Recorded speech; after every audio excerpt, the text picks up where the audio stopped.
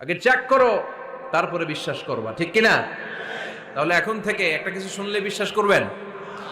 একজন এসে বলল, ভাইজান আপনার মেয়েরা দেখলাম আরেক ছেলের সাথে বাজারে ঘোরাফেরা করে, ওই রমনার বটমূলে দেখলাম আপনার মেয়ে আরেক ছেলের নিয়ে ফষ্টি নষ্টি করে, লোকের কথা বিশ্বাস করে বাসায় যে মেয়ের চুলের মধ্যে ধরে মাইর, আইজো মার কাইলো মাইর।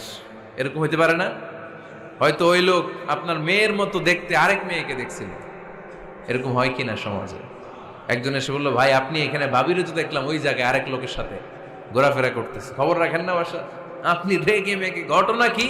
আমার খেয়ে আমার পরে আরেকজনের সাথে, যে এই বাড়িতে যে মায়ের, কোনো কথা নেই।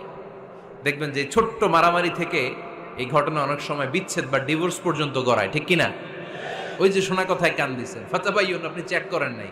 হয়তো আপনার স্ত্রীর মতো দেখতে বা আপনার স্ত্রী যে জামা পরে, যে পোশাক পরে, এরকম পোশাক পরে আরেক নারীকে দেখছে, আপনার বউ না এটা। আপনার মেয়ের ব্যাপারে যে তথ্য দিয়েছে এটা সঠিক নয়, সে আপনার মেয়ের মতো আরেকটা মেয়েকে দেখেছে, এসে আপনার কাছে বলে দিছে, আপনিও বিশ্বাস করছেন। ভেজাল আছে না নাই? এই ভেজালগুলোকে থামানোর জন্য কোরআনে এই বিধানগুলো নাজিল করেছে কে?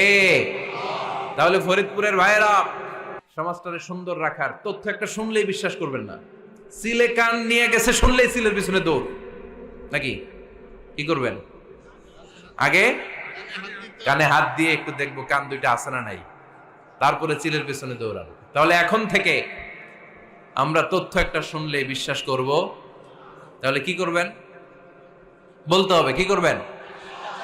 যাচাই বাছাই, জাস্টিফিকেশন অফ দ্য নিউজ। কোন নিউজ জাস্টিফিকেশন ছাড়া আমরা প্রচার করব, বিশ্বাস করব, শেয়ার করব না। আল্লাহ বললেন, ইয়া আইয়ুহাল্লাযীনা আমানু লা ইয়াসখার কওমুম মিন কওম। ওহে আমার ঈমানদার বান্দারা, শোনো শোনো, খবরদার কখনো কোনো মুমিন বান্দারে ঠাট্টা করো না, অবজ্ঞা করো না, ঠাট্টা করো না। তার মনে কষ্ট হয় এমন কোন কথা তারে বলো না।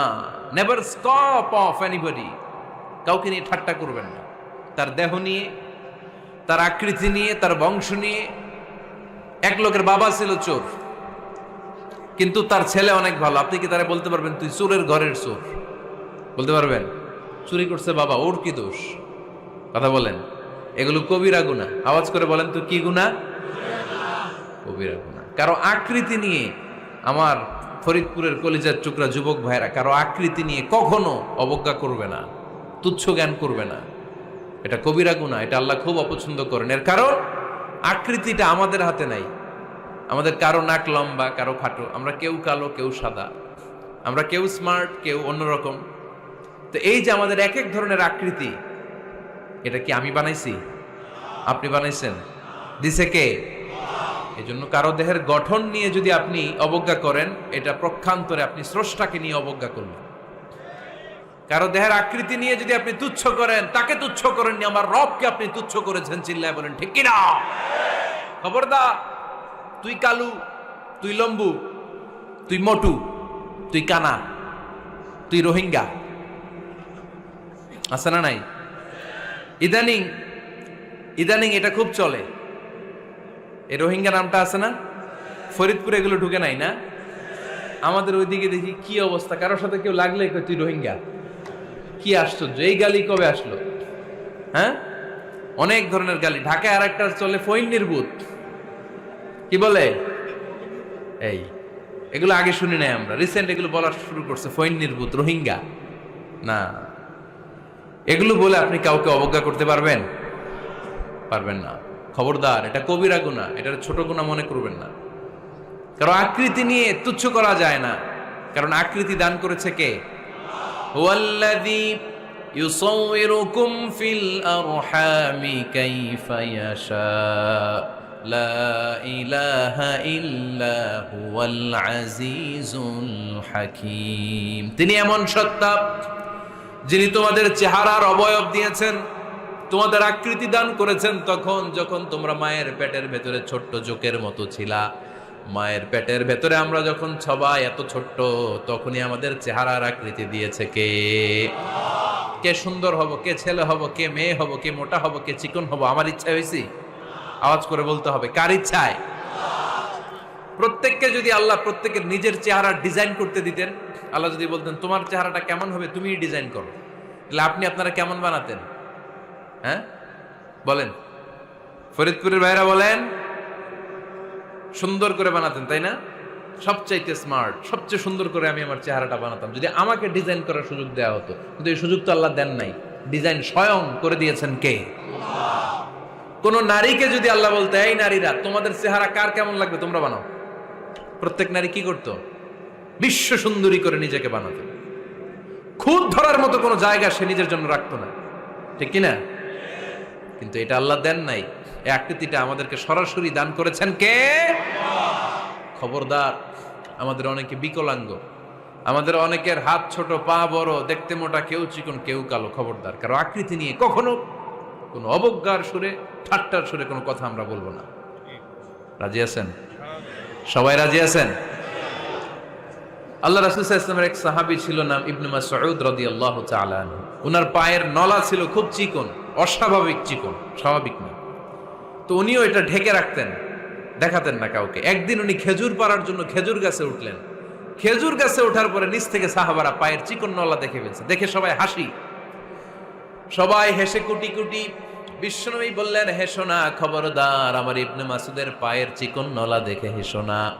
আমার ইবনে মাসুদের এই পায়ের চিকন নলা যদি মিজানের পাল্লায় উঠিয়ে দেয়া হয়, কিয়ামতের দিন উহুদ পাহাড়ের চেয়েও ভারী হয়ে যাবে। খবরদার, আমার ইবনে মাসুদকে আমার আল্লাহ অনেক পছন্দ করে, তার পা চিকন দেখে তাকে তুচ্ছ করো না। আল্লাহর হাবিব সাল্লাল্লাহু আলাইহি ইসলামের 11 জন স্ত্রীর মধ্য থেকে একজন স্ত্রী ছিলেন একজন স্থূল আকৃতির, অবিসিটি ছিল, একটু মোটা। ওনার নাম ছিল সাফিয়া রাদিয়াল্লাহু তাআলা আনহা। আম্মা জান আয়েশার সাথে একবার সাফিয়ার ঝগড়া। নবীদের বউদের মাঝে মাঝে মাঝে ঝগড়া হতো, তবে সেটা হতো মধুর ঝগড়া। সুবহানাল্লাহ পড়েন। আম্মা জান আয়েশা রাদিয়াল্লাহু তাআলা আনহার বাসায় একদিন বিশ্বনবী বসা ছিলেন। আরেকজন স্ত্রী, বিশ্বনবীর আরেকজন স্ত্রী রান্না করে কিছু খাবার আম্মা জান আয়েশার ঘরে পাঠিয়েছেন। এক দাসী দিয়ে বলল, যাও এটা আয়েশার ঘরে দিয়ে আসো, কারণ নবী আয়েশার ঘরে। আম্মা জান আয়েশা রাদিয়াল্লাহু তাআলা আনহা বললেন, এগুলো কি? ওই দাসী বলে, তরকারি। কে দিছে? অমুক স্ত্রী। কেন দিয়েছে? আমি কি রান্না করতে পারি না? তোমরা রান্না তোমরা খাও। এই কথা বলে পাতিল সহ উড়ায় মারছে চেহারার মধ্যে। এর কারণ ওনারা মানুষ ছিলেন, মানবীয় ব্যাপারগুলো ওনাদের মধ্যেও কাজ করত। আবার এক স্ত্রী ঝোল দিয়ে রান্না করে কিছু খাবার নিয়ে এসেছে। আম্মা জান আয়েশা রেগে মেগে ওই ঝোল নিয়ে ওই স্ত্রীর গালের মধ্যে মেখে দিয়েছেন। বিশ্বনবীর আরেক বউয়ের গালের মধ্যে ওই ঝোল লাগাই দিচ্ছে। এবার ওই স্ত্রী বিশ্বনবীর কাছে যেয়ে বলে, ইয়া রাসূলুল্লাহ, দেখেন আয়েশারে আপনি বেশি আদর করেন তো, দেখেন কি করে আমাদের সাথে। এই যে আমাদের গালের মধ্যে ঝোল মাখাই একেবারে মেকআপ বানাই দিচ্ছে। বিষ্ণু ইসা ইসলাম বললেন, তাই আয়েশাকে ডাকো। আম্মা জান আয়েশা রাদিয়াল্লাহু তাআলা আনহা আসলেন। আল্লাহ রাসূল সাল্লাল্লাহু আলাইহি ওয়াসাল্লাম বললেন, তুমি কি আমার এই স্ত্রীর সাথে এমন আচরণ করেছো? আম্মা জান আয়েশা বললেন, করেছি। কেন? আম্মা জান আয়েশা বললেন, তখন মেজাজটা গরম ছিল, এখন বুঝতে পারতেছে আসলে এই কাজটা করা ঠিক হয় নাই। এবার বিশ্বনবী বিচার করবেন। বিশ্বনবী বললেন, আল কিসাস, যেমন করা হয়েছে বিচার হবে তেমন। তোমার গালে যেমনি ঝোল লাগাই দিছে, তুমি একটু ঝোল নিয়ে আয়েশার গালে লাগাই দাও। সুবহানাল্লাহ পড়বেন না? ওই স্ত্রীও কিছু ঝোল নিয়ে আম্মা জান আয়েশার গালে লাগাই দিল। এখন দুইজনে হাসতেছে, বিশ্বনবীও হাসলেন, আরশের উপর থেকে খুশি হয়ে গেলেন কে? তো স্ত্রীদের মধ্যে মাঝে মাঝে এটা ঘটতো। সাফিয়া রাদিয়াল্লাহু তাআলা আনহা ছিলেন একটু মোটা। আম্মা জান আয়েশা বললেন, ইয়া রাসূলুল্লাহ, দেখেন আপনার মুটি বউ, আপনার মুটকি বউ, এই মুটি বউ বলে একদিন একটা গালির মতো দিয়ে ফেলছে। আল্লাহ রাসূল সাল্লাল্লাহু আলাইহি ওয়াসাল্লাম রেগে গেলেন, বললেন, আয়েশা এটা কেমন কথা তুমি বললা মুটি? আমার সাফিয়ারে তুমি মুটি বলে গালে দিলা রে আয়েশা। ইয়া আয়েশা লাকাদ কুলতিলা কালিমা লাউ মুজিজাত বিমাইল বাহরি লামাজাজাতহু, এমন একটা মন্তব্য তুমি সাফিয়ার ব্যাপারে করে ফেলেছো রে আয়েশা, এই কথাটা যদি সাগরের নীল পানির মধ্যে ছেড়ে দেয়া হয়, এই কথার পঙ্কিলতার কারণে, এই কথার কর্দমাক্ততার কারণে, এই কথার পঙ্কিলতার কারণে সাগরের সব পানিগুলো মুহূর্তের মধ্যে কালো হয়ে যাবে। এই কথাটা সাগরে ফেলে দিলে সাগরের নীল পানি পুরোটা কালো হয়ে যাবে। আয়েশা, খবরদার, কাউকে তুচ্ছ করে অবজ্ঞা করে কখনো কিছু বলা যাবে না। এই জিহ্বাটা এটা ভয়ঙ্কর একটা অঙ্গ। বেশিরভাগ পাপ এই জিহ্বা দিয়ে হয়। কি দিয়ে হয়? এজন্য সাহাবারা জিহ্বা ধরে মাঝে মাঝে জিহ্বার মধ্যে ব্যাত মারতেন। আর বলতেন জিহ্বা তোর জন্য আমি আটকে যাব কিয়ামতের দিন। আমলিক আলাইকা লিসানাক, নিজের জিহ্বার মালিক নিজে হন। আপনার জিহ্বার মালিক যেন শয়তান না হয়ে যায়। জিহ্বা আপনার, শয়তানের ভাষা আপনি কথা বলেন কেন? খবরদার, প্রতিটা কমেন্ট, প্রতিটা কথা, প্রতিটা মন্তব্য, এগুলোর ব্যাপারে কিয়ামতের দিন পাই টু পাই করে আপনার কাছে আল্লাহর সুপ্রিম কোর্টের কাঠগড়ায় দাঁড় করিয়ে আপনারা জিজ্ঞেস করবে কে? এজন্য বিশ্বনবী বলছেন মাইয়াদমানলি মা বাইনা লিহিয়াইহি ওয়া মা বাইনা রিজলাইহি আদমান লাহুল জান্নাহ। আমার কোন উম্মত যদি দুইটা অঙ্গের গ্যারান্টি আমারে দেয়, আমি আমার উম্মতকে জান্নাতের গ্যারান্টি দেব। দুইটা অঙ্গের একটা হলো জিহ্বা আর একটা লজ্জাস্থান। দুই চোয়ালের মাঝে যা থাকে লিজ্জা জিহ্বা, আর দুই পায়ের মাঝখানে যা থাকে লজ্জাস্থান। এই দুইটা অঙ্গের গ্যারান্টি যদি বিশ্বনবীকে আপনি দেন যে নবী জিহ্বা আর লজ্জাস্থান এই দুইটা অঙ্গের কোনো পাপ আমি করব না, নবী বলে আমি দুনিয়ায় তোমার জান্নাতের গ্যারান্টি দিলাম। এজন্য জিহ্বাটারে সামলান, যা মনে চায় বললেন না। খবর আছে না নাই? খবর আছে। মা ইয়ালফিযু মিন কাউলিন ইল্লা লাদাইহি রাকীবুন আতীদ। যা মুখ দিয়ে বের হয় লিখে রাখার জন্য দুইজন ফেরেশতা রেডি করে রেখেছে কে? চিল্লায় বলেন। যতদিন আমরা বেঁচে থাকবো ততদিন থাকবে আমাদের কাঁধে। আমরা মরে যাবো, এই ফেরেশতারা উড়াল দিবে, ঠিক কিনা? দুই কান্দে জি ছিল যে তোমার দুইজনা পাহারা, তোমারে একলা থইয়া পালাইছে তাহারা। তোমার আটকুঠুরি নয় দরজা বন্ধ এবার হলো রে হলো, মুখে আল্লাহ রসুল সবে বলো, ও মুখে আল্লাহ রসুল সবে বলো। দুয়ারে আইসাছে পালকি নাই হরি গাও তোলো রে তোলো, মুখে আল্লাহ রসুল সবে বলো, ঠিক না? এজন্য সাবধান। আমলিক আলাইকা লিসানাক, নিজের জিহ্বার মালিক নিজে হন। মন যা চায় মুমিন তখন ইচ্ছা মতো মন মতো কোনো মন্তব্য ছুটতে পারে না।